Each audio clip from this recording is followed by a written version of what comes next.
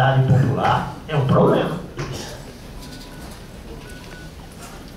Mas também é animador. Por que é animador? Porque nós não somos delirantes, não é? Eu espero que nós não sejamos delirantes. Nós vamos trabalhar com os elementos efetivos, reais que existem na universidade. A universidade não é uma redoma.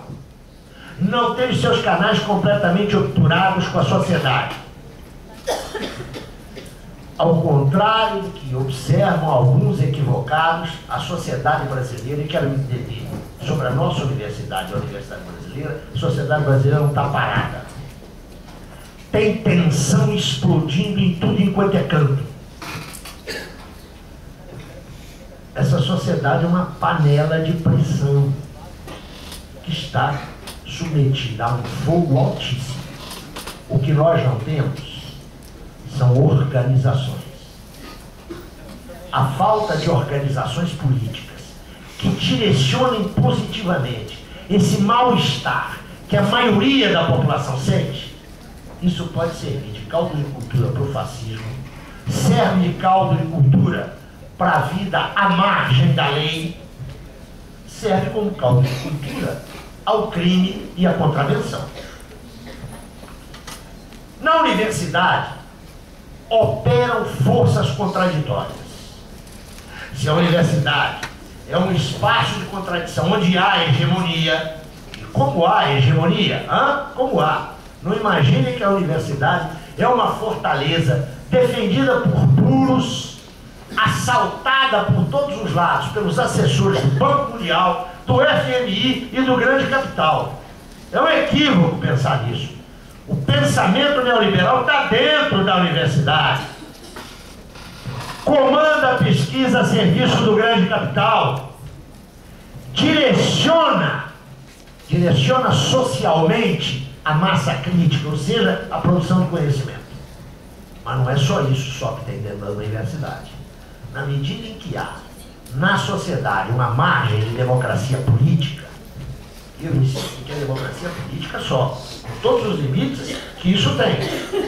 Mas isso reverbera na universidade.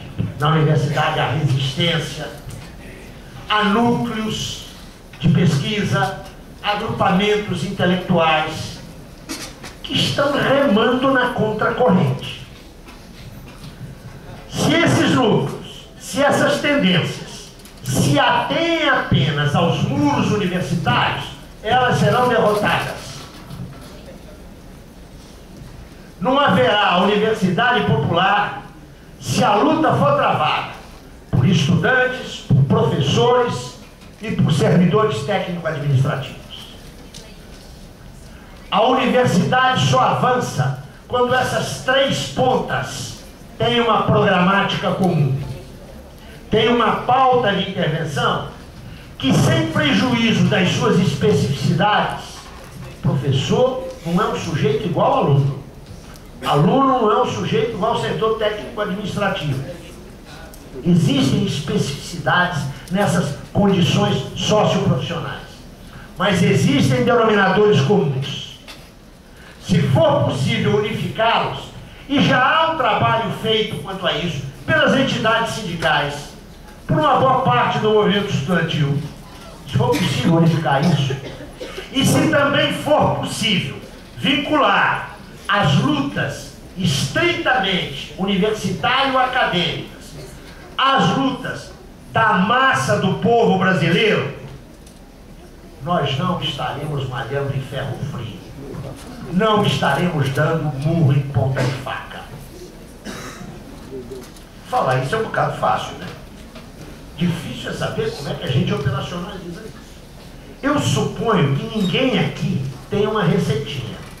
Por isso se realiza este seminário, que já foi produto, como nos informou o Fausto, de trabalho anterior e que certamente há de prosseguir. Mas eu queria pontuar agora, antes de prosseguir, quase terminando, que é necessário unificar, naquilo que for possível, a pauta de demandas de docentes e pesquisadores, de servidores técnico-administrativos e de estudantes. Isso não se faz docemente, né? Nós sabemos que há tensões, sabemos que há conflitos. Mas há um denominador comum de defesa de um projeto de universidade. O segundo passo é encontrar aliados fora da universidade. Esses aliados existem em profusão na sociedade brasileira. Existem em profusão. Mas o problema, sobretudo, está em saber como é que nós vamos direcionar esse movimento, direcionar essa luta. Eu sei dos caminhos que não devemos percorrer. Vamos lá. Primeiro caminho. O movimento pela Universidade Popular não pode ser um movimento partidário. Se for um movimento partidário,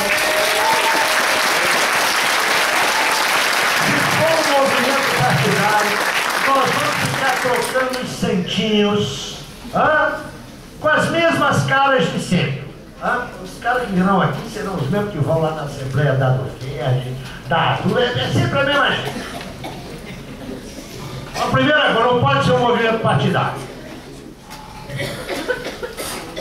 Segundo, os partidos e as organizações políticas não podem lavar as mãos diante disso.